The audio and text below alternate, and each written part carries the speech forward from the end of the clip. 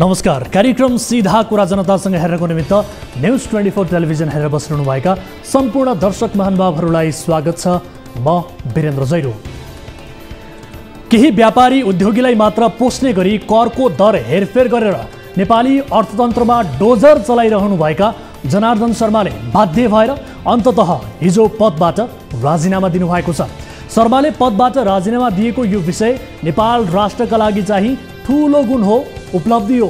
अर्को शब्दमा भन्ने हो भने शर्माले देशका लागि दिनुभएको यो एक अद्भुत उपहार हो। उहाँ पदमै रहिरहँदा थप क्षति हुन सक्थ्यो, थप आर्थिक अराजकता निम्तिन सक्थ्यो। व्यापारीको अनुहार हेरी हेरी करको दर निर्धारण गर्ने, अझ बिचौलियाबाटै कर निर्धारण गराउने जुन कर्म अर्थमन्त्रीका रूपमा जनार्दन शर्माले गर्नुभएको थियो, यो कर्मले शर्माको राजीनामा मात्र होइन, यो कर्मले त सजायकै माग गर्थ्यो। अर्थमन्त्रीको रूपमा शर्माले गर्नुभएको कार्यलाई नीतिगत भ्रष्टाचार भन्ने गरिन्छ। देशमा भ्रष्टाचार रोक्न अधिकार सम्पन्न अख्तियार दुरुपयोग अनुसन्धान आयोग पनि छ, तर दुर्भाग्य अख्तियारको ध्यान यो स्तरको नीतिगत भ्रष्टाचार विरुद्धको अनुसन्धानमा गएकै छैन। आर्थिक क्षेत्रमा शर्माबाट उत्पन्न तरङ्गभन्दा अर्को ठूलो तरङ्ग केही पनि हुन सक्दैन। यो विषय सार्वजनिक भएकै दिन अख्तियारले अर्थ मन्त्रालयबाट आवश्यक वस्तुहरू नियन्त्रणमा लिएर अनुसन्धान सुरु गर्न सक्नु पर्थ्यो। तर अख्तियार त यसरी निधायो कि सीसीटीभी फुटेजसम्म पनि एउटा एनजिओले मागिदिनु पर्यो। साधन स्रोत, कर्मचारी, प्रहरी, मोटर गाडी भत्ता साराका सारा खर्च चाहिँ अख्तियारका लागि गर्नुपर्ने, सक्रियता चाहिँ एनजिओको जति पनि नहुने हो भने अख्तियारलाई पनि निजीकरण गरिदिए हुन्छ। अब अर्थ मन्त्रालय सम्हालेदेखि शर्मा मुठ्ठीभर व्यवसायका देवता बन्नुभयो, बाँकी सबैका लागि आर्थिक आतङ्कका स्रष्टा बन्नुभयो। कतै देवता कतै आतङ्क, स्रष्टा चाहिँ कसरी त? केही उदाहरण नै दिँदैछु। नेपालमा मोटरसाइकल एसेम्बल गरेर बेच्ने जम्मा 2वटा उद्योग छन्। बाँकी सबैले विभिन्न देशबाट विभिन्न ब्रान्डका बनेकै मोटरसाइकल ल्याएर बेच्छन्। शर्माले एसेम्बल गर्ने ती 2 उद्योगीका लागि अन्तशुल्कमा 50% छुट दिनुभयो। 50% छुटले एसेम्बल गर्ने 2 उद्योगी रमाए, बाँकी आयात गरेर बेच्नेहरूमाथि चाहिँ अन्तशुल्क बढाइदिनु भयो। याद रहोस्, एसेम्बल गर्ने उद्योगले करमा छुट पाए पनि उपभोक्ताले चाहिँ सस्तोमा मोटरसाइकल पाउँदैनन्। माइतीघर मण्डलामा एकपटक रातो कर भन्दै स्यानिटरी प्याडमा उच्च कर रहेको भन्दै केही तालिम प्राप्त भाडाका प्रदर्शनकारीहरूले प्रदर्शन गरे। खासमा स्यानिटरी प्याडमा त्यस्तो चर्को कर थिएन। मल्टिनेसनल कम्पनीका प्याड नेपालमा बिकाउन सरकारले लिने कर हटाउने प्रयत्न स्वरूप त्यो प्रदर्शन भएको थियो। अर्थमन्त्रीका रूपमा शर्माले प्याडको करमा जे चलखेल गरे त्यसमा उनी एक्लै दोषी छैनन्। प्रधानमन्त्री शेरबहादुर देउवाका छोरा जयवीर सिंह देउवाको ब्लुप्रिन्ट ट्रेडिङ नामक कम्पनीको स्वार्थ पनि जोडिएको विषय बाहिरिएको छ। प्रधानमन्त्री देउवाका छोराको कम्पनीले स्यानिटरी प्याड आयात गर्ने भएका कारण शर्माले प्याड आयातमा कर छुट दिए। प्रधानमन्त्रीका एक छोराका लागि कर घटाइदिँदा जनताका 3 दर्जन प्याड उत्पादन गर्ने उद्योगहरू अहिले बन्द हुने अवस्थामा छन्, किनभने विदेशी प्याड उत्पादकसँग स्वदेशी उद्योगले प्रतिस्पर्धा गर्न सक्दैनन्। प्याडमा यस्तो नीति लिँदा स्वदेशी उद्योग बन्द हुन सक्छन् भन्ने थाहा पाएरै अर्थमन्त्री शर्माले क्रान्तिकारी शैलीमा राष्ट्रघात गर्नुभयो। यसकारण पनि उहाँले राजीनामा दिनु नेपालीहरूका लागि खुसीको कुरा हो। भलै शर्माले बाध्य भएर यो राजीनामा दिनुभएको हो, तर पनि उहाँले दिएको राजीनामाका कारण आर्थिक क्षेत्रले केही राहत पाएको छ। घर बनाउन चाहिने फलामे डन्डी कसरी बन्छ तपाईहरुलाई थाहा छ? डन्डी बनाउन भारतबाट फलामको धुलो अर्थात् स्पन्ज, मोटो लट्ठा अर्थात् बिलेट र स्क्रैच अर्थात् कबाडीका वस्तुहरू आयात हुन्छ। अर्थमन्त्री शर्माले फलामे डन्डीमा केही उद्योगलाई मात्र फाइदा पुग्ने गरी गर्नुभएको कुकर्म के हो यो पनि भनिहाल्छु। यो प्रसङ्ग चाहिँ पोहोरको हो। शर्माले पोहोर जसले बिलेट आयात गरेर रड बनाउँथ्यो तिनका लागि कर बढाइदिनु भयो, अनि जसले धुलो ल्याउँथ्यो तिनका लागि कर घटाइदिनु भयो। धुलो र कबाडी पकाडेर रड बनाउनेहरू आधा दर्जन उद्योगी छन्। बिलेट ल्याएर रड बनाउने 2 दर्जन उद्योग छन्। तर अर्थमन्त्रीले शक्तिशाली उद्योगहरूलाई फाइदा पुग्ने गरी करको दरमा हेरफेर गरिदिनु भयो। पोहोर यसरी करको दरमा हेरफेर गरेर पनि शर्माको मनले शान्ति पाएनछ क्यारे? यसपटक त बिचौलियाबाटै यो काम गराउनु भयो। तपाईहरुलाई अनौठो लाग्न सक्छ, तर अर्थमन्त्री शर्माले पृथ्वी शाहको शङ्कास्पद रकम छुटाउन गभर्नरलाई दबाब दिनुभयो। अनैतिक काम गर्न नमान्दा गभर्नरलाई हटाउने चेष्टा पनि गर्नुभयो। केही जलविद्युत आयोजनाका लागि मात्रै टार्गेट गरेर करको छुटको प्रबन्ध गर्नुभयो। एउटा मात्रै बिमा कम्पनीलाई फाइदा हुने गरी नीति ल्याइदिनु भयो। आफू निकट होटल सञ्चालकलाई फाइदा हुने गरी गाडीमा भन्सार छुट दिनुभयो। यी र यस्ता काण्डै काण्ड मचाउनु भएका एक क्रान्तिकारी नेता जनार्दन शर्माले बुधबार पदबाट राजीनामा दिनुभयो। अहिले पनि उहाँको चाहना छानबिन समितिले निर्दोष देखाए पदमा फर्किने भन्ने छ। नेपालीहरूले त्यस्तो दुःखद दिन देख्नु पर्ला वा नपर्ला केही दिनमै थाहा होला। अन्तिममा भन्छौँ यस्ता क्रियाकलाप कदाचित माओको देशमा भएको भए झुन्ड्याइन्थ्यो, तर यो खाओहरूले चलाएको देश हो। यहाँ धेरै काण्डमा धेरै खाले छानबिन समिति बने, प्रतिवेदन पनि तयार भए। कहीँ कतै केही पनि भएन, तर शर्माको हकमा पनि केही हुँदैन भन्ने कुरामा हामी ढुक्क छौँ। आउनुहोस् सुरु गरौँ जनताको चासो गुनासो र प्रश्न सहितको विशेष कार्यक्रम सीधा कुरा जनतासँग।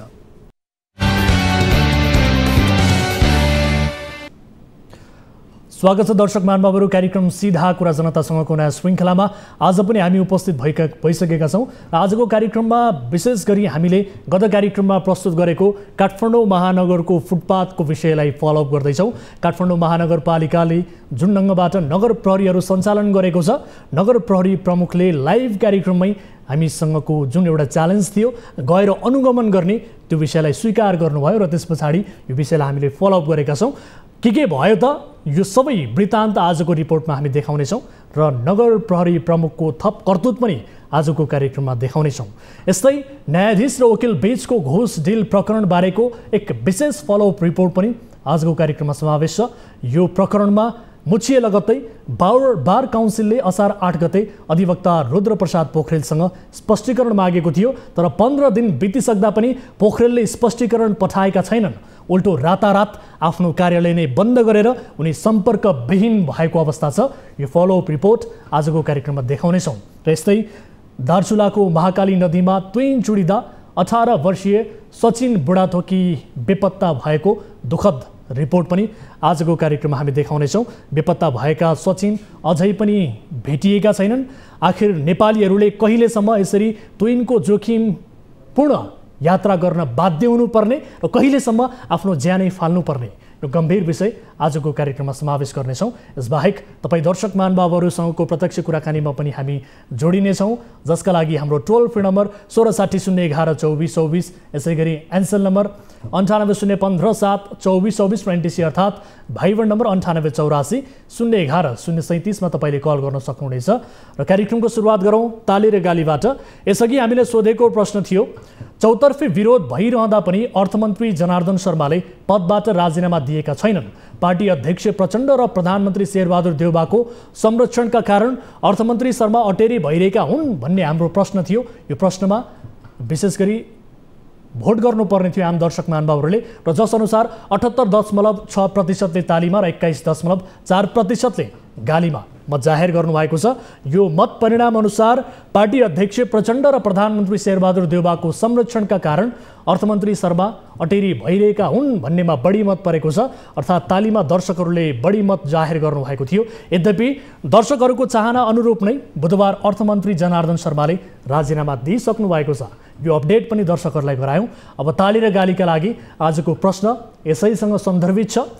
गल्ती नभए पनि जनार्दन शर्माले नैतिकता देखाएर पदबाट राजीनामा दिएको भन्ने माओवादी अध्यक्ष पुष्पकमल दाहाल प्रचण्डको बचाउ पत्यार लाग्दो छ भन्नेले तालीमा र छैन भन्नेले गालीमा भोट गर्नुहोला। हाम्रो पात्रको एप्लिकेसनमा गएर ताली र गालीका लागि भोट गर्न सक्नुहुनेछ र भोटिङ सुरु हुन्छ। अब दर्शक महानुभावहरू, अब आजको पहिलो विषयतर्फ यहाँहरूको ध्यान आकर्षण गराउन चाहन्छु। काठमाडौँ महानगरभित्र फुटपाथको व्यापार हटाउने महानगरको शैली विचित्रको छ। महानगरका नगर प्रहरीले प्रमुख चोकका फुटपाथमा लाग्ने गरेको हाट देख्दैनन्। हिसाब नमिलेपछि केही व्यापारीका गाडा ठेला उठाएर लैजान्छन्। व्यापारीहरूले हामीसँगै भने नगर प्रहरी आउँछन्, एउटा कुनामा बसेर हेर्छन्, बुझ्छन् अनि फर्किन्छन्। हाम्रो व्यापारमा छिना झम्टी त्यो बेला हुन्छ जब नयाँ हाकिम आउँछन्। नयाँ हाकिम आएको सुरुमा छिना झप्टी हुन्छ, त्यसपछि पुरानै लयमा फुटपाथमा व्यापार मौलाउँछ। हामीले महानगरका प्रहरी प्रमुख धनपति सापकोटालाई यस्तो किन भइरहेको छ भनेर प्रश्न राख्यौँ, तर उनले जनशक्तिको अभावमा सबैतिर हेर्न नभ्याइएको बताए। काठमाडौँ जस्तो हजारौं सडक गल्ली भएको सहरमा 3000 नगर प्रहरी भए पनि जनशक्ति अभाव नै हुन्छ। यसकारण पनि जनशक्ति अभाव एक बहाना बनेको छ। अघिल्लो कार्यक्रममा काठमाडौँमा नगर प्रहरीकै आडमा भइरहेको फुटपाथ व्यापार हेर्न जाने बाचा सापकोटाले गरेका थिए, तर अन्तिम समयमा सापकोटाले हामीसँग जाने आँट गर्न सकेनन्। सापकोटा आफ्नो बाचाबाट पछि हटे। यसबीच सापकोटाका कारण महानगरमा व्यथिति बढेको भन्दै उनलाई हटाउन मेयर बालेन शाहमाथि दबाव बढेको छ। फुटपाथ व्यापार र महानगरका प्रहरीको कनेक्सन बुझ्न हामी बुधबार जहाँ जहाँ पुग्यौँ, जे भयो त्यो देखाउँदैछौँ यो फलोअप रिपोर्टमा।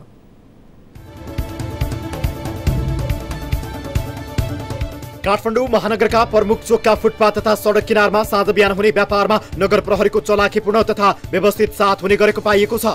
नगर प्रहरीले मागेको रकम नदिँदा कसैको ठेला उठाउने तर व्यवस्थित ढङ्गले रकम उठाएर नगर प्रहरीलाई बुझाउँदा फुटपाथ खुल्लमखुल्ला व्यापार गर्न दिइने गरेको आरोप व्यापारीहरूले नै लगाएका छन्। पैसा बुझाउँदा व्यापार गर्न पाइने तर पैसा नबुझाउँदा फुटपाथ मिचिएको भनेर ठेला उठाउने महानगरको शैली र नियतबारे कार्यक्रम सीधा कुरा जनतासँगको 668औं श्रृङ्खलामा हामीले नगर प्रहरी प्रमुख धनपति सापकोटासँग प्रश्न राखेका थियौं। सापकोटाले नगर प्रहरीको व्यवस्थित सेटिङमा फुटपाथमा बजार लाग्ने गरेको आरोप अस्वीकार गरे। हामीले त्यस्ता बजार देखाइदिन्छौँ, हामीसँग जाने हो भनेर राखेको प्रस्तावमा सापकोटाले सहमति जनाएका थिए। तपाईले दिउँसो चाहिँ व्यापार हुँदैन भनेर भन्नुभयो नि, तपाईलाई भोलि हामी 5 बजे हाम्रै गाडीमा हालेर तपाईले लिएर जानुहुन्छ? हामीसँग जानुहुन्छ? होइन, म गइहाल्छु नि। तपाई जानुहुन्छ? जान्छु, मजाले जान्छु। ल, हामी तपाईलाई फोन गर्छौँ, तपाईलाई हाम्रो गाडीमा हालेर घुमाउँछौँ सर। ठिक छ? Okay okay. पूर्व सहमति बमोजिम बुधबार हामीले सापकोटालाई प्रमुख चोकहरूमा जाने बेला भयो भन्दै फोन गर्यौं। सरले त हिजो तपाईँ हामीसँगै जान्छु भनेर भन्नुभएको थियो नि त सरले। सर, यहाँ मेरो मिटिङ पर्छ, म अहिले तपाईँले भनेपछि म थपक्क निस्किँदा त मलाई यहाँ फेरि गाल पर्दैन मलाई। होइन, अब पब्लिक रूपमा कार्यक्रममै तपाईँले लाइभ कार्यक्रममै कमिटमेन्ट गर्नुभएको छ सर। त्यहाँ तपाईँ कहाँ जाने त्यो जानु, त्यहाँको जिएससी खाल्दै खडाउँछु। सापकोटाले पूर्व सहमति विपरीत हामीसँग जान बहाना बनाए। बजेटको काम भएकाले आफ्ना डिएसपी पठाइदिने भन्दै सापकोटा हामीसँग आएनन्। मैतीदेवीमा झिना झम्टी, बानेश्वर र गौशालामा व्यवस्थित बजार। नगर प्रहरी प्रमुख सापकोटा हामीसँग नआए पनि हामी भने अनुसार बुधबार काठमाडौँका केही चोकहरूमा पुग्यौं। चोकमा फुटपाथ अतिक्रमण गरेर हुने गरेका व्यापार कसैका लागि पनि कुनै नौलो विषय होइन, तर यी बजारबाट नगर प्रहरीले कसरी रकम असुली गर्छ, यसको अन्तर्वस्तु के हो भन्ने विषयका तथ्यसम्म पुग्ने प्रयास हामीले गरेका छौं। हामी दिउँसो 5 बजे न्यू रोड पुग्दा सडकमा व्यापार गर्नेहरूले भर्खरै व्यापारको तयारी गर्दै थिए। हामीले क्यामेरा सोध्याएपछि केही व्यापारीहरू आफ्नो सामान पोको पार्न पनि थाले। किन उठाउनु भएको? हामी त नगर प्रहरी हो नि त। ए, तपाईँलाई उठाइरहन्छ क्या हो? यहाँ उठाउँदैन, कहिले पनि उठाउँदैन। हामी त बेलुका मात्रै राख्ने, भर्खरै हो राख्ने, त्यही हो, दिनभर हामी राख्दैनौँ। यसपछि हामी पुग्यौं मैतीदेवी चोकको फुटपाथमा भइरहेको यो व्यापार सधैँको हो। हामी यहाँ पुगेको केही समयपछि नगर प्रहरी प्रमुख सापकोटाले आफ्ना डिएसपी पठाउँछु भने त्यसपछि नगर प्रहरीको चोरी टिपर सहित आइपुग्यो। एकपटकको माइकिङपछि नगर प्रहरीहरूले व्यापारीहरूको टोकरी उठाएर लगे। हेर्दा हेर्दै स्थिति बिग्रियो। तपाईहरुले आफ्नो व्यवसाय गर्ने नाममा आम नागरिकहरूलाई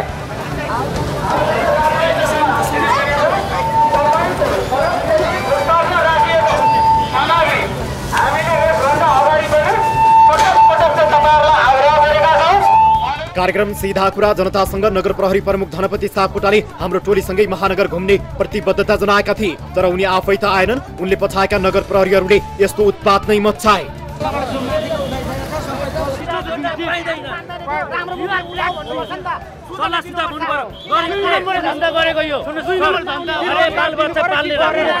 तपाईहरुमाथि त सेटिङमा यसरी व्यापार गर्न दिनुहुन्छ, पैसा लिनुहुन्छ भन्ने आरोप पनि छ सर। होइन, एउटा सिङ्गो संस्थामाथि कुनै एउटा पात्रले कुनै व्यक्तिले कहीँ गलत गर्न सक्छ। एउटा व्यक्तिको पछि हर कोही लाग्न पनि सक्दैन, तर संस्थागत रूपमा मलाई त्यो लाग्दैन। म आफै 29 वर्षदेखि सेवा। त्यसो भए सुधार किन भएको छैन सर? हरेक ठाउँमा यस्तै किसिमको भिड किन देखिन्छ? पार्किङको समस्या किन देखिन्छ?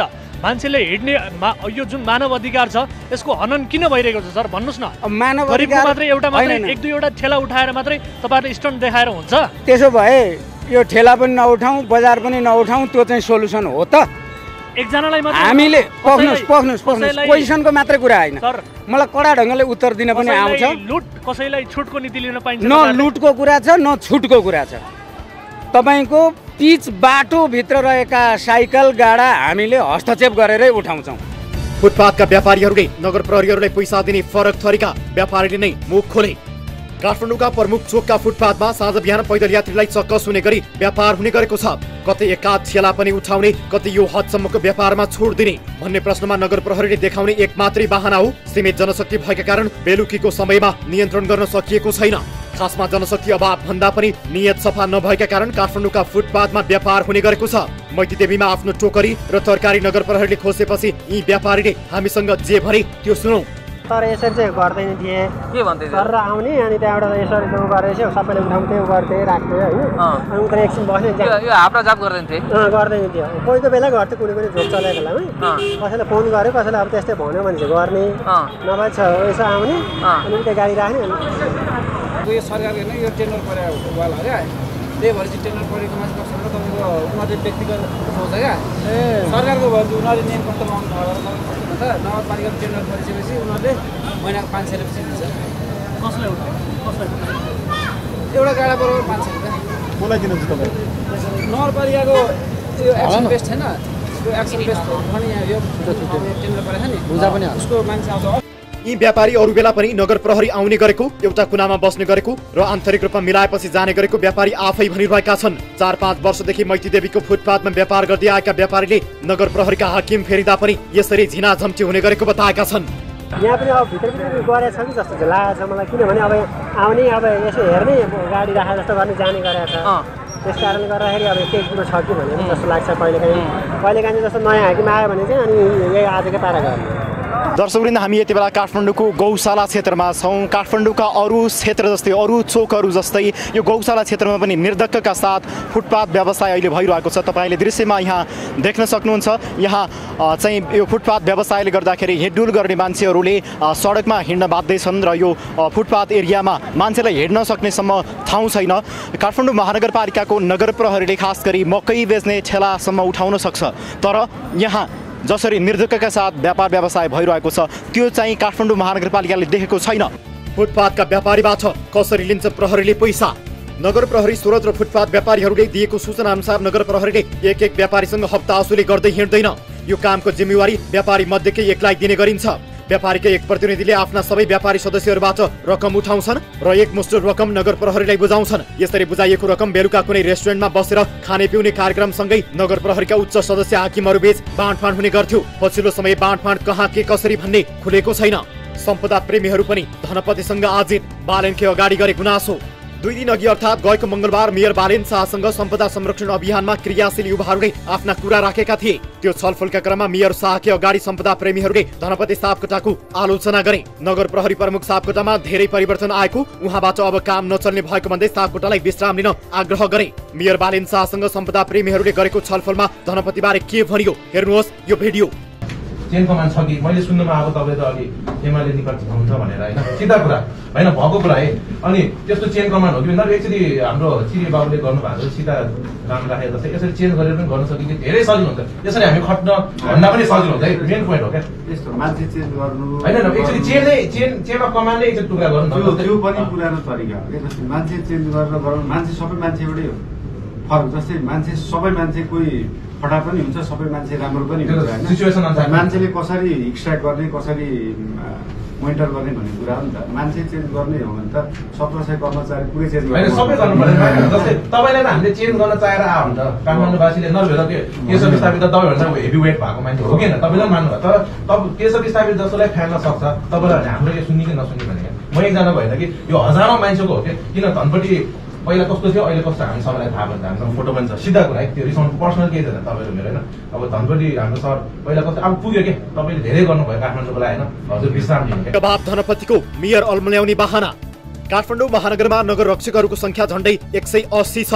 केही नगर रक्षक आफ्नो मूल काम छोडेर अन्य विभागमा पनि काम गर्छन्। जस्तो कि 20 वर्ष अघि सिपाहीबाट सेवा प्रवेश गरेका नगर प्रहरी विष्णु बोगटी अहिले निरीक्षक भइसके। 20 वर्षदेखि बोगटी होर्डिङ बोर्ड हेर्ने काममा मात्रै छन्। नगर प्रहरी प्रमुख सापकोटा 62 सालदेखि महानगरको नगर प्रहरी प्रमुखका रूपमा अनवरत छन्। यसबीच सापकोटाले अकुत आर्जन गरेको भनेर अख्तियारले 2 पटक चासो लिएको थियो। महानगरको फुटपाथ अतिक्रमण रोक्न नसकिएको विषयमा सापकोटाले जनशक्ति अभाव भन्ने गर्छन्। हजारौं सडक गल्ली भएको काठमाडौँ जस्तो शहरमा 3 शिफ्टमा सबैतिर नगर प्रहरी खटाउन 3000 प्रहरी थपे पनि पुग्दैन। त्यसमाथि फुटपाथको व्यापार नगर प्रहरीकै सेटिङमा भइरहेको पर्याप्त आधारहरू फेला परिसकेका छन्।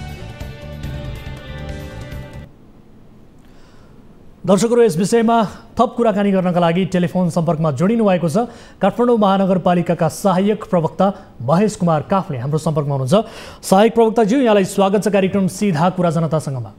हजुर, अब काठमाडौँका प्रमुख चोकका फुटपाथमा चाहिँ साँझ बिहान ठुलो बजार नै लाग्छ होइन? महानगरसँग पर्याप्त जनशक्ति नभएका कारण फुटपाथको बजार हटाउन नसकिएको भन्ने किसिमको तपाईँहरूकै नगर प्रहरी प्रमुखको दाबी हामीलाई त पत्ता लागेन सर होइन? यो तर्कसङ्गत पनि लागेन। तपाईँलाई चाहिँ के लाग्यो सर, भन्नुहोस् न। यस्तो हो, सरले भनेको के हो भने जनशक्ति त हेर्नुहोस्, यहाँ काठमाडौँ महानगरपालिकाभित्र लाखौँ पसलहरू हुन्छन्। सबै चोकहरू सम्भवतः अब यहाँले मलाई दिउँसो रिपोर्टिङ गरे अनुसार धेरै सङ्ख्यामा हामीले रिपोर्ट गरेका छौँ। हामीसँग त्यस्तो रेकर्ड छ भन्नुभएको छ होइन? अब सङ्ख्या यहाँहरूले आफैले अनुमान गरिसक्नुभयो कति हुन्छ एउटा चोकमा, कति सयको सङ्ख्यामा चाहिँ व्यवसायीहरू बस्नुहुन्छ भन्ने यहाँहरूले आफैले अनुमान गर्नुभएको छ। जम्मा हाम्रो 150 एकाउन्टको जनशक्ति लिएर काठमाडौँ महानगरपालिकाका प्रत्येक चोकमा जान सक्ने अवस्था नै रहँदैन र एकैचोटि सबै क्षेत्रमा हामीसँग जति जनशक्ति छ त्यो सबै जनशक्ति चाहिँ एकचोटि डिप्लोइड पनि हुन सक्दैन होइन? किनभने अन्त पनि हाम्रो युज भइरहेको हुन्छ। त्यसैले जनशक्ति चाहिँ कमै हो। त्यो जनशक्ति कम भएको कारणले हामीले गर्नै नसक्यो भनेर हामी त आफ्नो जिम्मेवारी पन्छौँ त पुरा हुँदैन। हामीले त्यो जनशक्ति कम थियो भने हामीले बढोत्तरी गर्नुपर्ने या त्यसको रिक्रुटमेन्ट गर्ने प्रोसेसमा हामी लाग्नुपर्ने हो। त्यो अनुसार लागेका छौँ। अहिले तत्कालले चाहिँ हामीले जति हामीलाई जनशक्ति चाहिन्छ त्यो चाहिँ नपुगेको हामीले महसुस गरेका छौँ। केही समयमा हामी बढोत्तरी गर्छौँ। अब काफ्ले सर, तपाईँले पनि अब यो सम्भव छैन भन्ने कुरा गर्नुभयो, ठिकै हो, मानौँ त्यो कुरा सम्भव छैन। दुनियाँका कुनै पनि देशमा चाहिँ हरेक पसलेलाई त्यो भनौँ न एक हिसाबले अनुगमन गर्न जाने पसलेलाई ठिक पार्ने गरी त्यो निगरानी गरिरहने त्यो सम्भव पनि छैन। तर एटलिस्ट एउटा भनौँ न त्यो मोबाइल टोली खटाउने, प्रपर रूपमा अनुगमन गर्ने त गर्न सकिन्छ होला नि। यो ट्राफिक प्रहरी चाहिँ चोक चोकमा बसे जसरी बस्नुपर्छ भन्ने पनि छैन। त्यो कुनै पनि देशमा चाहिँ त्यस्तो हुँदैन। तर एटलिस्ट त्यसरी मोबाइल टोली खटाउने र आफू भएको ठाउँमा सही नियतले काम गर्ने अवस्था त बन्छ होला नि। तर यहाँ त नियतमा प्रश्न आएको सर। होइन, एकदम यहाँले भनेको कुरा हामीले पनि सुनेका छौँ, बुझेका छौँ, हेरेका छौँ। यहाँहरू जस्तै सचेत मिडियाहरूले हामीलाई पनि बेला बेला सूचना दिनुभएको छ। यस कुरामा हामी सचेत छौँ। त्यही नै भनेर हामीले विगतमा पनि हामीले काम गर्नेको इफेक्टिभ भएन भनेकै अहिले हाम्रो परिषदले होइन अहिलेको नयाँ जनप्रतिनिधिज्यूहरूले चाहिँ निर्णय गरेर अगाडि बढेको हो। हिजो नगरेको होइन, यो होइन दशकौँ वर्षदेखि हुँदै आएको कुरा हो। तर इफेक्टिभ भएन भन्ने कुरा त हामीले आफैले रियलाइज गरेर अहिले डिक्लेयर गरेका हो नि।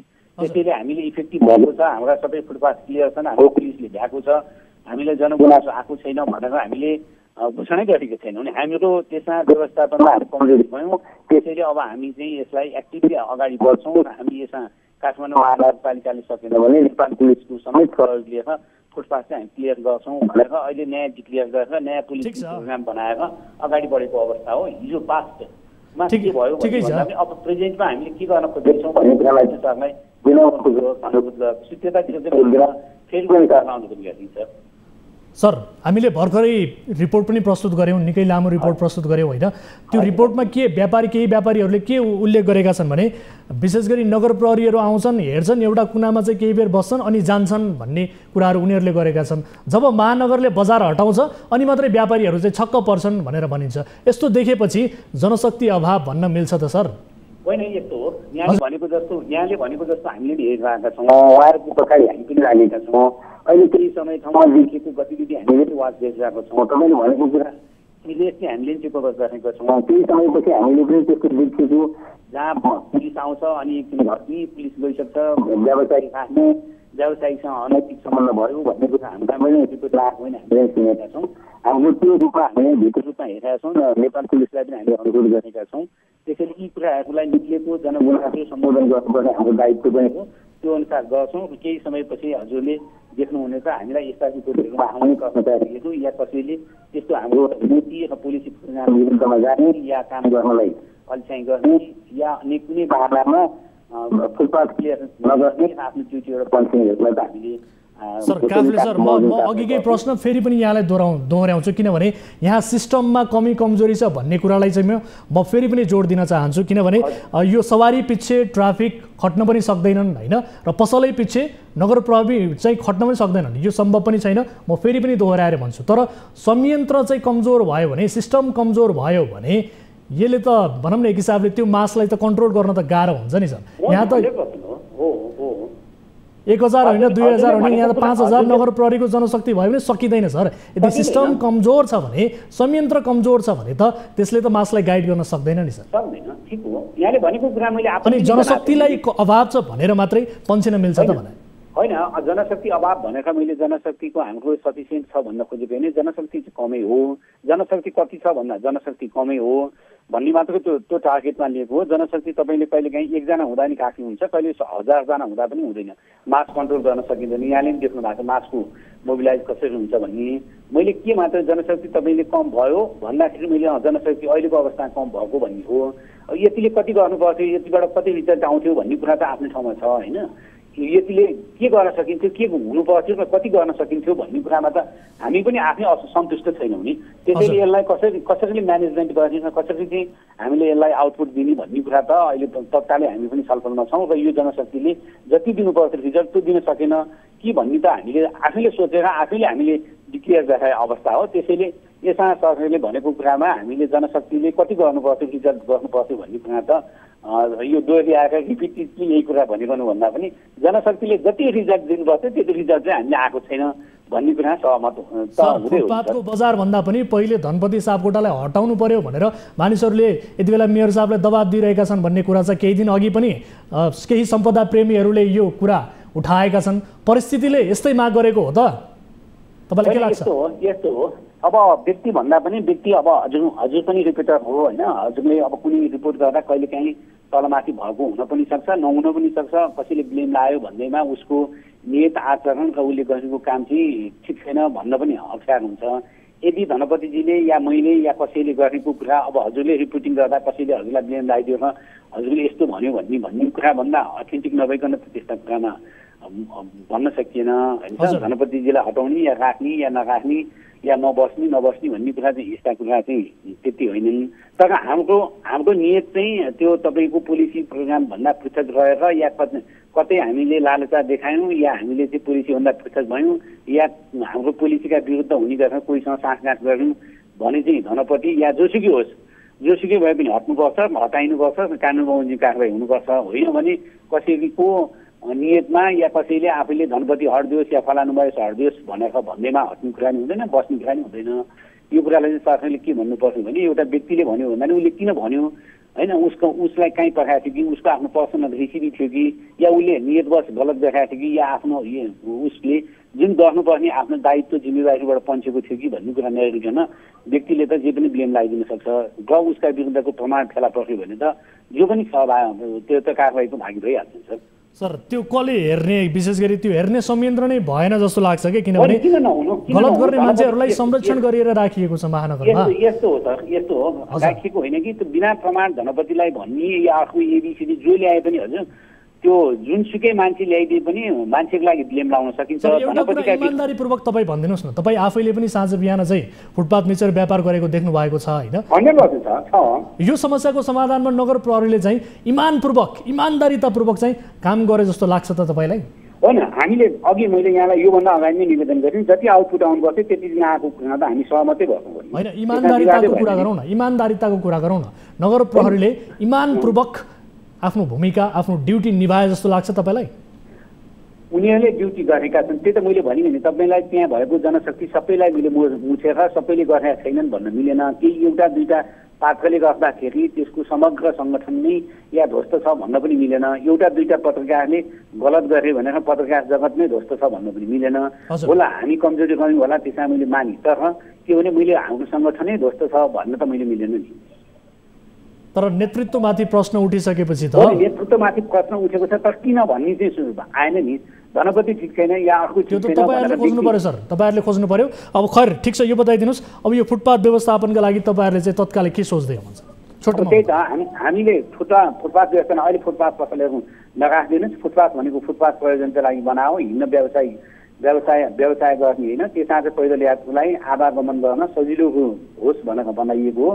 त्यसमा हामीभन्दा थर्ड क्षमताका साथीहरू पनि हिँड्नुहुन्छ, उहाँहरूलाई हिँड्नको लागि त्यही अनुसारको त्यहाँ ब्लकहरू छापिएको छ। उहाँहरूले त्यसैको शाखाले लक्ष्यको शाखाले पनि हिँड्नुपर्ने हुन्छ। कतिपय कामहरू उहाँले त्यही शाखामा चल्नुपर्ने हुँदाखेरि यसरी फुटपाथ थाप्नलाई नथापिदिनुहोस्। र हिजो फुटपाथ बनाउनलाई यहाँको मान्छेले पनि धेरैले सेक्रिफाइस गरेका छन्, धेरैको जग्गा जमिन घर गएको छ। त्यसैले फुटपाथ जुन प्रयोजनका लागि राखिएको त्यो प्रयोजन चाहिँ प्रयोग गर्न दिनुहोस् भन्ने हाम्रो आग्रह हो। त्यही अनुसार फुटपाथ यो कुरामा कुनै डाउटै भएन। अब उहाँहरूको व्यवस्थापनका लागि केही सोच्नु भएको छ छोटोमा? होइन, व्यवस्थापन यस्तो हो, व्यवस्थापन भनेको अहिले हामीसँग त्यस्तो राखेर पसल यो जति हामी काठमाडौँका सम्पूर्ण फुटपाथ पसलहरूलाई चाहिँ राखेर अर्को ठाउँमा विकल्प गर्ने हामीसँग ठाउँ पनि छैन। हामीले त्यो सक्दा नि सक्दैनौँ। त्यो नसक्ने कुरामा काठमाडौँ महानगरपालिकाले जिम्मेवारी लिन पनि सक्दैन।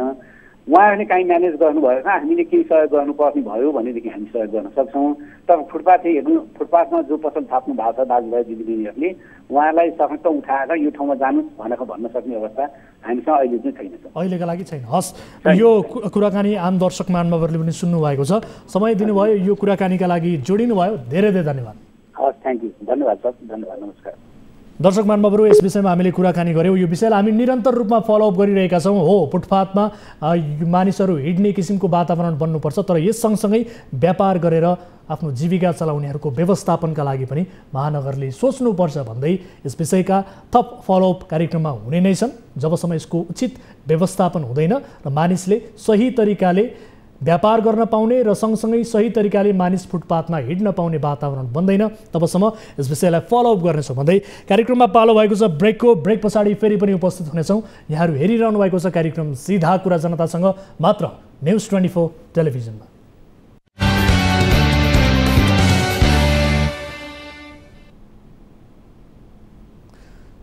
ब्रेकपछि स्वागत छ दर्शकहरू कार्यक्रम सिधा कुरा जनतासँगमा। अब अर्को विषय, गएको साउन महिनामा तुइनबाट महाकाली तर्दै गर्दा भारतीय सीमा सुरक्षा बलका सिपाहीहरूले तुइन नै काटिदिए। नेपाली युवक जयसिंह धामीको मृत्यु नै भयो। नेपालीहरू चाहे मरुन्, तर भारतीय सीमा सुरक्षा बलले विवेक देखाउँदैनन्। यो त ठिकै हो, किनभने भारतीय एसएसबीले नेपालीको माया किन गरून्? गोली हानेर त केही नेपालीको ज्यान लिएका छन् भने उनीहरूबाट बढी मानवीयताको आशा गर्नु बेकार हो। तर तुइन विस्थापितको नारा उरालेर देशमा तुइन अन्त्य हुन सकेन।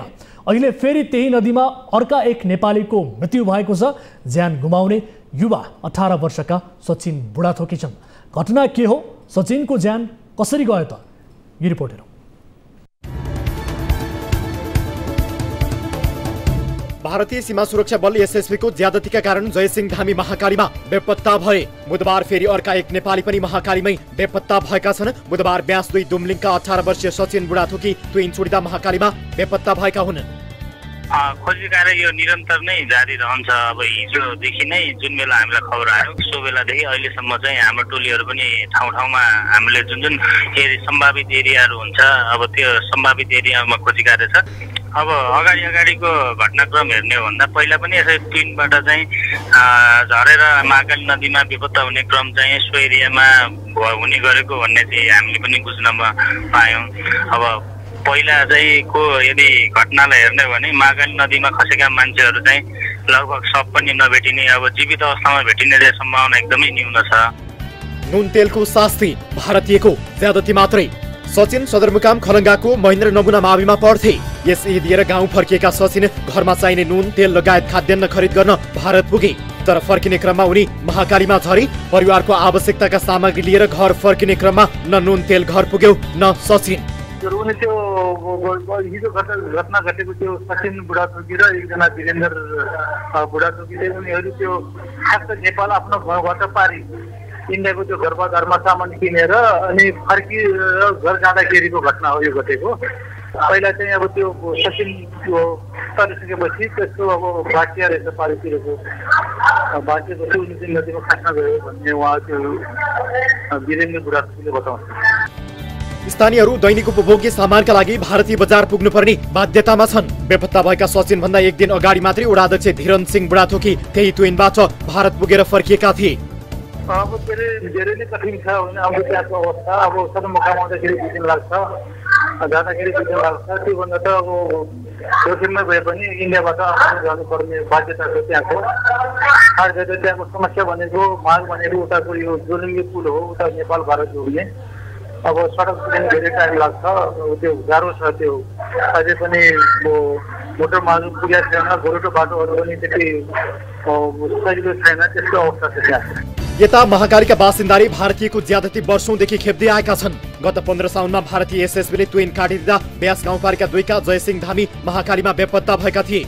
1 वर्ष बेच्न नपाउँदै सोही वडाका अर्का युवक पनि ट्विन चुडिएर बेपत्ता भएका छन्। सचिन बेपत्ता हुनुको कारणमा पनि भारतीय एसएसबीको अप्रत्यक्ष संलग्नता रहेको खुल्न आएको छ। विगतमा भारतीय बजार आउजाउ गर्न हाल ट्विन रहेको भन्दा केही माथि काठको पुल बनाइएको थियो, तर भारतीय एसएसबीले उक्त पुल भत्काइदिएपछि स्थानीयले यसैपालि बल्लो जोडीमा ट्विन लगाएका थिए। ओलीको बोली गफैमा सीमित, पुल नबनेपछि ट्विनको सहारा। पहिलो पटक प्रधानमन्त्री भएका पूर्व प्रधानमन्त्री केपी शर्मा ओलीको पहिलो निर्णय थियो ट्विन विस्थापन गर्ने। 2074 साल साउन 1 गते कहीँ ट्विन भेटियो भने फोटो खिचेर सिंहदरबार ल्याउनुहोस् त। भेटिनेवाला छैन। 2072 असोजमा प्रधानमन्त्री हुँदा ओलीले गरेको यो निर्णयले चौतर्फी प्रशंसा पायो। तर ओलीले प्रधानमन्त्रीको दोस्रो कार्यकाल सम्हालेर विदा भइसक्दा पनि महाकालीका जनता ट्विनमा झुन्डिएर ज्यान गुमाइरहेका छन्।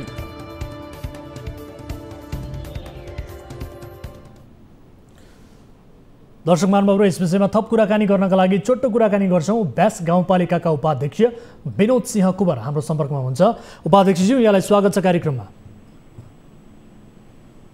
उपाध्यक्षज्यू, यहाँलाई स्वागत छ कार्यक्रममा। दर्शक महानुभावहरू, तत्कालीन केपी शर्मा ओली सरकारले देशभर ट्विन विस्थापित गर्ने नीति लिए पनि अझै पनि धेरै नदीहरूमा ट्विन नेपाली जनताका लागि चाहिँ ज्यानको चुनौती बनेर झुन्डिरहेको छ। यो हामी नेपालीहरूका लागि ठुलो विडम्बनाको कुरा हो। अझ दार्चुलामा 1 वर्षमा मात्रै 2वटा घटना घटे। यसअघि भारतीय एसएसबीले ट्विन काटिदिँदा जयसिंह धामी बेपत्ता भए, उनको मृत्यु भयो भने अहिले फेरि सचिन बुढाथोकी त्यहाँ बेपत्ता भएको अवस्था छ। यसै विषयमा थप कुराकानी गर्ने कोसिस गरिरहेका छौँ। आज टेलिफोनले अलि साथ दिइरहेको छैन। दर्शक महानुभावहरू, हामी कुराकानी गर्ने कोसिस गरिरहेका छौँ। विनोद सिंह कुबर हाम्रो सम्पर्कमा हुनुहुन्छ। उपाध्यक्षज्यू, यहाँलाई स्वागत छ कार्यक्रममा। धन्यवाद सर। हजुर, अब महाकालीमा ट्विन चुडिने र नेपाली जनताले ज्यान गुमाउने यो नियति जस्तै बन्यो होइन? यसको प्रमुख कारण चाहिँ के हो? किन यस्तो भइरहेको छ? किनभने 1 वर्षको अन्तरालमा मात्रै 2वटा चाहिँ दुःखद घटना घटे नि, के कारणले भइरहेछ? यो हाम्रो नेपालको बाटो जो तिङ्कर सडक छ, त्यो तिङ्कर सडकले चाहिँ गति नपाउने एउटा कुरा भयो। त्यसको साथसाथै जो नेपालतिरको यो घोरेटो बाटो छ, त्यो घोरेटो बाटो पनि ठिकठाक नभएको अवस्थाले गर्दाखेरि अब नजिक सदरमुकाम आउन पनि इन्डियाको सहारा लिनुपर्ने र महाकालीमा ट्विन आउनु पर्ने, जसको कारणले गर्दाखेरि अब ट्विनहरू अब गैर कानुनी हुन्। गैर कानुनी भएको हुनाले बेला बेलामा एसएसबीले काट्ने, नेपालको पुलिसले पनि अलिअलि निगरानी गरिराख्ने। त्यसले गर्दाखेरि ट्विन जो लगाइन्छ त्यो चाहिँ अलि बलियो हुँदैन, जसले गर्दाखेरि अब टाइममा चाहिँ अब मान्छेहरू मर्ने, ज्यान गुमाउने यो निर्देशै बनेको छ। यो झन्डै योभन्दा पहिला जयसिंह धामीले ज्यान गुमायो, अनि फेरि अहिले यो त्यही मालकै अलि अगाडि दुम्लिङ त्यही वडामा चाहिँ अब आज हिजो सचिन बुढाथोकी पनि त्यहाँ बेपत्ता हुनुभएको छ। यो मेन जस्तै भएको छ। हजुर, अब जयसिंह धामी बेपत्ता हुँदा चाहिँ भारतले ट्विन काटेको कुरा चाहिँ जोडतोडका साथ उठेको थियो होइन? यो घटना हुनुभन्दा अघि पनि त्यहाँ काठको पुल रहेको, तर भारतीय एसएसबीले त्यो पुल भत्काएपछि स्थानीयले जीवन धान्नका लागि, आवत जावतका लागि अवैध ट्विन चलाएको भनेर जुन तपाईँले पनि भन्नुभयो, गैर कानुनी रूपमा चाहिँ यो चलिरहेको छ भनेपछि यसको प्रमुख कारण चाहिँ भारतीय ज्यादती र बलमिच्चाइ भन्न मिल्छ कि मिल्दैन? किनभने भारतले चाहिँ त्यहाँ त्यो पुल भत्काइदियो, जसका कारण मानिसहरूले गैर कानुनी रूपमा चाहिँ ट्विन बनाउन बाध्य भए भनेपछि यसको प्रमुख कारण भारतीय ज्यादती भन्न मिल्छ? अलिक नै भारतीय ज्यादती भनेर भन्न अलिक बढी हुन्छ कि जस्तो लाग्छ मलाई। अब किनभने अब गैर कानुनी रूपमा चाहिँ अब पुल त्यहाँ अब पहिला काटेको समस्या थियो होला, अब अहिले त्यस्तो छैन, ट्विन नै लाउने गरेको छ। त्यही भएर यो अब ट्विनहरू अलि राम्रो पनि नहुने हुनाले अब महाकालीमा यी समस्याहरू देख्ने गरेका छन्, घट्ने गरेका छन्। त्यसैले अब यो मुख्य कारण भनेको त नेपालको जो बाटो छ त्यो बाटोमा चाहिँ अलि ठिकठाक राम्रो तरिका नबन्नु नै हो। ठेकेदारको लापरवाही, अब हाम्रो सरकारी निकायहरूको जिम्मेवारीपनले गर्दाखेरि इन्डियाबाट आउन, बजारतिर आउन, आफ्नै सदरमुकाम आउन पनि बाध्य छन्। यिनै समस्याको कारणले गर्दाखेरि अब यो ज्यान गुमाउनु परेको छ नेपालीहरूले समय समयमा। हस्, यो हाम्रा लागि नियति बनेको छ उपाध्यक्षज्यू। यसको समाधानका लागि तपाईँहरू पनि जनप्रतिनिधि हुनुहुन्छ, तपाईँहरूले पनि आफ्नो ठाउँबाट सङ्घीय सरकारसम्म घचघचाउने काम निरन्तर जारी राख्नुहोला र वैकल्पिक उपायका लागि त्यहाँ भरपर्दो एउटा पुल बनाउने कुरामा तपाईँहरूको चाहिँ जोड रहोस्। तपाईँहरूको कार्यकालले यो यति जनताका लागि गरोस्, हामी यही चाहन्छौँ। समय दिनुभयो, कुराकानीमा जोडिनु भयो, धेरै धेरै धन्यवाद। धन्यवाद सर। दर्शक महानुभावहरू, उहाँसँगको कुराकानी यही टुङ्ग्याए, छोटो कुराकानी गऱ्यौँ हामीले। र यति बेला भने कोही दर्शक हामीसँग जोडिनु भएको छ, उहाँसँग पनि छोटो कुराकानी गर्छौँ। त्यस पछाडि एउटा महत्त्वपूर्ण विषय छ, त्यो विषय यहाँहरू समक्ष प्रस्तुत गर्नेछु। नमस्कार, कहाँबाट को बोल्दै हुनुहुन्छ? नमस्कार, म पोषक बहादुर खत्री। हजुर, कहाँबाट भन्नुभयो? साउदी अरब दमाम खोबरबाट सर। यहाँको शुभ नाम? पोषक बहादुर खत्री। खत्रीजी, के समस्या पर्नु हो? यहाँको समस्या छोटोमा राख्नु होला। आजभन्दा विगत 18 महिना अगाडि म साउदी अरब आएको सर। हजुर। साउदी अरब अब उहाँ नेपालबाट साउदी अरब आइयो सर। अनि साउदी अरब आउने बेलामा चाहिँ के भनेको थियो नेपालबाट एजेन्टले, अब 1000 प्लस 200 हुन्छ, जाऊ पुरानो भिसा हो, 800 प्लस 200 हो, 1000 प्लस 200 हुन्छ, पछि उहाँ पुगिसकेपछि सेलरी बढ्छ भनेर पठाउनु भयो उहाँ मेन पावरबाट। हजुर। अनि यहाँ आएर कामसाम गर्यो, अब यहाँ त्यो बारेमा पनि कुरा गर्यो, अब नहुने भयो भनेपछि अब भने सेलरी नपाएपछि बस्यो। यहाँ म बस्दाखेरि अब 6-7 महिना बसिसकेपछि अब कुरा चाहिँ राखेको हामीले। अब कुरा राखेको 6-7 महिना पछाडि कोभिड भयो। कोभिड भइसकेपछि अब कोभिडको बेलामा मैले खत्रीजी, तपाईँले सेवा सुविधा पाउनु भएन भन्ने कुरा आयो, कुन मेन पावर कम्पनीबाट जानुभएको? छोटोमा जानकारी गराउनुहोस् त। सेवा सुविधा भन्दा नि सर म छोटोमा जानकारी जब अनि 8 महिना पछाडि म एक्सिडेन्ट भएँ सर। दुर्घटनामा पर्नुभयो?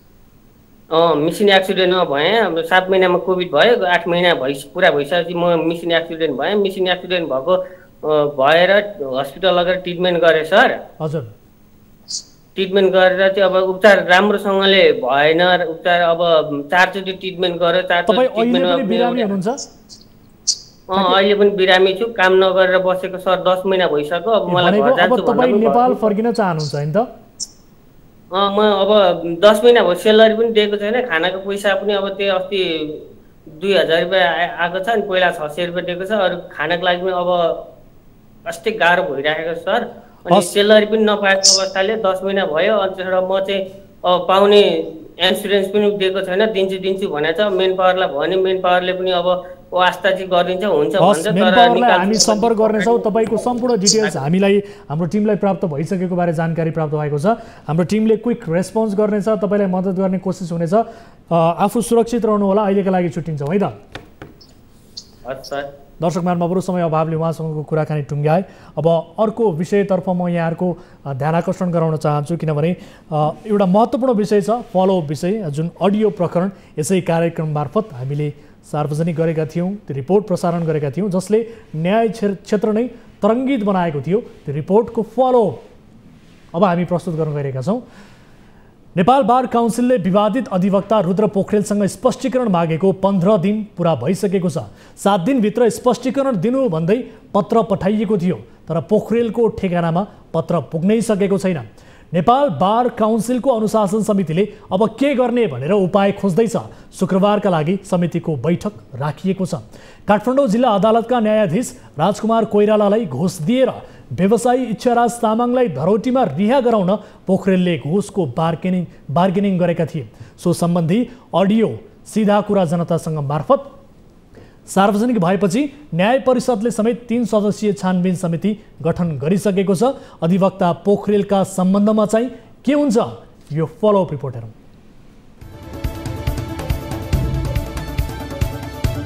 विवादित व्यवसायी इच्छाराज तामाङलाई धरोटीमा रिहा गराउन न्यायाधीशलाई घुस अफर गर्ने मामिलामा मुछिएका अधिवक्ता रुद्रप्रसाद पोखरेलसँग नेपाल बार काउन्सिलले 7 दिने स्पष्टीकरण मागेको 15 दिन भइसकेको छ। घुस प्रकरणमा मुछिए लगत्तै बार काउन्सिलले असार 8 गते स्पष्टीकरण सोधेको थियो, तर 15 दिन बितिसक्दा पनि पोखरेलले स्पष्टीकरण पठाएका छैनन्। उल्टो आफ्नो कार्यालय नै बन्द गरेर उनी सम्पर्कविहीन भएका छन्। स्पष्टीकरण बुझाउने संकेत नदेखाएपछि बार काउन्सिलले वैकल्पिक उपाय खोज्ने भएको छ। काउन्सिलले पहिले इमेल र फेसबुकबाट पोखरेललाई किन कारबाही नगर्ने भनी एक साताभित्र जवाफ मागेको थियो। त्यो आधिकारिक नमानिने भन्दै काउन्सिलले लिखित रूपमै उनको कार्यालयमा म्याद पछायो, तर उनको अनामनगरमा रहेको कार्यालय नै भेटिएन। अर्थात् पोखरेलले रातारात कार्यालय नै सारेका छन्। फोन मार्फत सम्पर्क गर्न खोज्दा समेत उनको फोन स्विच अफ छ। बार काउन्सिल अन्तर्गतको अनुशासन समिति कार्यव्यवस्था नियमावली 2058 को नियम 6 मा म्याद तामेली सम्बन्धी व्यवस्था छ।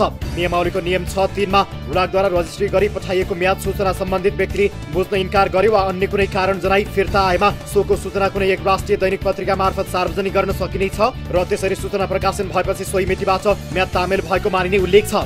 यसै अनुसार म्याद तामेल मानि अगाडिको काम कारबाही गर्ने परिषदले तयारी थालेको छ। परिषदको अनुशासन समितिमा अध्यक्ष एवं महान्यायाधिवक्ता खम्बबहादुर खाती छन् भने सदस्यमा वरिष्ठ अधिवक्ता द्वय रजित भक्त प्रधानाङ्ग र चण्डेश्वर श्रेष्ठ छन्। अनुशासन समितिको बैठक असार 24 गते शुक्रबारका लागि तोकिएको छ। शुक्रबारको बैठकले पोखरेललाई पत्र बुझाउने सम्बन्धमा वैकल्पिक उपाय अपनाउने स्रोतले बताएको छ। पोखरेलले हतारमा सारी श्रीमतीको नाममा सम्पत्ति। न्यायलाई घुसले प्रभावित पार्ने मामिलामा जोडिएका अधिवक्ता पोखरेलका विषयमा न्याय क्षेत्रमा अनेक खाली टिप्पणी हुने गरेका छन्। ती मध्येको एक हो उनले आर्जन गरेको अकुत सम्पत्ति। पोखरेलको सम्पत्ति के कति छ र त्यसको स्रोत के हो भन्ने विषयमा कुनै अनुसन्धान भएको छैन, तर जानकार स्रोतका अनुसार उनले विभिन्न स्थानमा घर जग्गा जोड्न भ्याइसकेका छन्। गत जेठ 23 मा पोखरेलले मोरङको मधुमल्लामा घर जग्गा खरिद गरेको विषय बाहिरिएको छ। त्यस्तै काठमाडौँको गौशालामा अपार्टमेन्ट खरिद गरेको विषय पनि चर्चामा छ। अहिले उनी ललितपुर स्थित सुविधा सम्पन्न अपार्टमेन्टमा बस्दै आएका छन्। पोखरेलले पत्नी रिता प्राजुलीको नाममा जेठ 23 गते मोरङ मधुमल्ला 5/6 को किता नम्बर 1694 को 11 धुर र किता नम्बर 1346 को 10 धुर जमिन खरिद गरेका थिए। रुद्रले पत्नीकै नाममा 2065 वैशाख 1 गते काठमाडौँ महानगरको वडा नम्बर 9 दिल्ली बजारमा 4 आना क्षेत्रफलको घर किनेका थिए। ठगी मुद्दामा जेल परेका व्यवसायी इच्छाराज तामाङलाई धरोटीमा छुटाइदिने भन्दै काठमाडौँका जिल्ला न्यायाधीश राजकुमार कोइरालासँग अधिवक्ता पोखरेलले संवाद गरेका थिए। संवादमा न्यायाधीश कोइरालालाई भने बमोजिम आदेश गर्न पोखरेलले कहिले फकाएको, कहिले धम्काएको र कहिले आश्वस्त पारेको सुनिन्छ। न्यायाधीश राजकुमार कोइराला र अधिवक्ता रुद्रप्रसाद पोखरेल बीचको 10 मिनेटको घुस डिलको अडियो संवाद कार्यक्रम सीधा कुरा जनतासँगले असार 7 गते प्रसारण गरेको थियो। दर्शकहरू, यस विषयमा छोटो कुराकानी गर्नका लागि हामीसँग जोडिनु भएको छ नेपाल बार एसोसिएसनका महासचिव अन्जिता खनाल हाम्रो सम्पर्कमा हुनुहुन्छ। महासचिवज्यू, यहाँलाई स्वागत छ कार्यक्रममा। Thank you. हजुर, अब न्यायाधीश वकिल बीच घुसको विषयमा चाहिँ जुन अडियोमा बार्गेनिङ भएको थियो यो हामीले यसै कार्यक्रम मार्फत सार्वजनिक गरेका थियौँ र त्यस पछाडि नेपाल बार एसोसिएसनले पनि गम्भीरतापूर्वक नै यो विषयलाई लिएको पाइयो होइन। उता नेपाल बार काउन्सिलले पनि 7 दिन स्पष्टीकरण मागेको छ, तर 15 दिन भइसक्यो विवादित अधिवक्ता चाहिँ सम्पर्कमा हुनुहुन्न, सम्पर्कविहीन हुनुहुन्छ भन्ने कुरा छ। अब बारको स्पष्टीकरण छलेर हिँड्दैमा यो मामिलाबाट सजिलै उम्किन मिल्छ त? मिल्दैन। यो सकिन्छ? यो सम्भव हुने कुरा हो? होइन, यो कस्तो छ भने उहाँलाई 7 दिन स्पष्टीकरण जारी गरेको हामीले पनि थाहा पायौँ अनुशासन समितिले। हजुर, त्यो उहाँलाई चाहिँ म्याद काटेको छ भन्ने थाहा पाएका छौँ। यदि उहाँ समयमा आउनु भयो भने फेरि उहाँलाई चाहिँ अर्को प्रक्रियाबाट पत्र पत्रिकामा इमेल मार्फत पनि गर्न सकिने व्यवस्था छ, त्यही अनुसार गर्नुहुन्छ होला। हजुर, अब विवादमा परेका अधिवक्ताहरूका विषयमा चाहिँ नेपाल बार एसोसिएसन आफैले चाहिँ के गर्न सक्छ बताइदिनुहोस् न। यस्तो हो, नेपाल बार एसोसिएसनले विवादित सदस्यहरूको सन्दर्भमा गर्नुभन्दा पनि बार काउन्सिलले त्यस्ता अधिवक्ताहरूको सन्दर्भमा कारबाही छानबिन गर्न सक्छ होइन। त्यही छानबिनबाट ठहरिएको खण्डमा चाहिँ उहाँलाई सदस्यताबाट मुक्त गर्ने कुरा हो। त्यस कारणले गर्दा अहिलेको विषयवस्तु भनेको रुद्र प्रसाद पोखरेलको विषयवस्तु भनेको न्याय परिषदले पनि छानबिन अगाडि बढाएको छ। बार काउन्सिलको अनुशासन समितिले पनि कारबाहीलाई अगाडि बढाएको छ। यदि हामी नेपाल बारले चाहिँ यसलाई चाहिँ हामी दबाब दिएर अलिक छिटो गर भन्न सक्छौँ, त्योभन्दा बढी अहिले हामीले केही गर्न सक्ने अवस्था छैन। तर म्याम हेर्नुहोस् त, पैसा नहुनेले चाहिँ न्याय पाउन गाह्रो भयो भनेर आवाज उठिरहेको छ। न्यायाधीश किन्न 2 करोड चाहिँ घुसको विषय अडियोमा सुनिसकेपछि नेपाल बारले चाहिँ सुधार गर्नुपर्ने काम चाहिँ के हुन सक्छन् भन्ने ठान्यो, बताउनुहोस् त तपाईँहरूले चाहिँ के ठान्नु भयो? यो त एउटा उदाहरण मात्रै हो। त्यसभन्दा अगाडि नै शुद्धिकरणको लागि नेपाल बार 109 दिनको आन्दोलनमा थियो। त्यो आन्दोलनको एउटा परिणाम पनि यो हो भन्ने कुरा हामीलाई लागेको छ। हामी निरन्तर आन्दोलनमा छौँ। देखिएका समस्याहरूलाई हामीले बारले ल्याउने क्रम जारी छ। हामी यसको विषयमा पुनः लागिरहेका छौँ। अहिले हामीले शुद्धिकरणको लागि जसरी बार आन्दोलनमा थियो जो थियो, अहिलेको हाम्रो कार्य समिति पनि त्यसलाई निरन्तरता दिँदैछ। त्यही भएर बारभित्र देखिएका बारका मेम्बरहरू लगायत न्यायपालिकामा देखेका न्यायाधीशहरूको सन्दर्भमा पनि हामीले अभियानलाई चाहिँ अगाडि बढाउनेछौँ, बढाइरहेका पनि छौँ। अब न्याय क्षेत्रमा राजनैतिक प्रभाव बढी भयो, बिचौलियाको चाहिँ रोजगार बढी हुन थाल्यो, यसकारण पनि न्याय क्षेत्र बढी जटिल भयो भन्ने गरिन्छ। तपाईँहरूको शुद्धिकरण पनि यिनै विषयहरूलाई लिएर हो कि अथवा यसबाहेक फरक कुराहरू पनि छ त, के हो? होइन, हाम्रो विषय भनेको यही हो। यो विषय भनेको न्यायालयमा चाहिँ सेवादायी न्याय नपाउने, न्यायपालिकामा भ्रष्टाचार बढ्ने, अनुशासनभन्दा बाहिरका कामहरू हुने, त्यसको लागि चाहिँ हाम्रो यो शुद्धिकरण अभियान हो। त्यो अभियान निरन्तर छ, हामी अभियानमा निरन्तर लागिरहन्छौँ। हाम्रो यो अभियान जारी नै छ, हामी निरन्तर प्रयासमै छौँ। हामी अहिले जुन एउटा प्रतीक पात्रको रूपमा रुद्र पोखरेललाई देख्नुभयो, अरू पनि देख्न सक्नुहुन्छ। त्यो आउँदै गर्छ, यसको छानबिनको क्रममा जारी रहन्छ, त्यसका कारबाहीका क्रमहरू अगाडि बढ्छन्। हामी अब त्यसको लागि निरन्तर आवाजहरू उठाइरहन्छौँ। हाम्रो निरन्तर प्रयासहरू त्यसमा केन्द्रित हुनेछ। हस् म्याम, यो कुराकानीका लागि जोडिनु भयो, धेरै धेरै धन्यवाद। Thank you. दर्शक महानुभावहरू, यस विषयलाई हामी फलोअप गर्ने नै छौँ, किनभने यो यसै कार्यक्रम मार्फत हामीले सार्वजनिक गरिसके पछाडि यसका पछिल्ला घटनाक्रमहरू कसरी विकसित भइरहेका छन् भन्ने विषयमा अपडेट हामी आम दर्शक महानुभावहरूलाई आगामी कार्यक्रममा पनि गराउनेछौँ। र आजका लागि यिनै विषयहरू प्रस्तुत गर्दा गर्दै कार्यक्रमको निर्धारित समय सकिएको छ। कुनै पनि समस्या पर्नु भएको छ भने हाम्रो टोल फ्री नम्बर 1660112424, यसै गरी एनसेल नम्बर 9801572424 र एनटिसी अर्थात् भाइबर नम्बर रहेको छ 9884011037। तपाईँका लागि 24 घण्टा हाम्रो 24 हेल्प डेस्क खुला रहनेछ। कुनै पनि समस्या पर्नु भएको छ, कुनै पनि पीडा बेहोरिरहनु भएको छ भने तपाईँले हाम्रो नम्बर नोट डाउन गर्नुहोला र हामीलाई सम्पर्क गर्नुहोला। तपाईँको समस्या समाधान गर्ने कोसिस हाम्रो टिमले गर्नेछ भन्दै आजका लागि कार्यक्रम सिधा कुरा जनतासँगबाट म वीरेन्द्र जैरू बिदा हुन्छु। नमस्कार।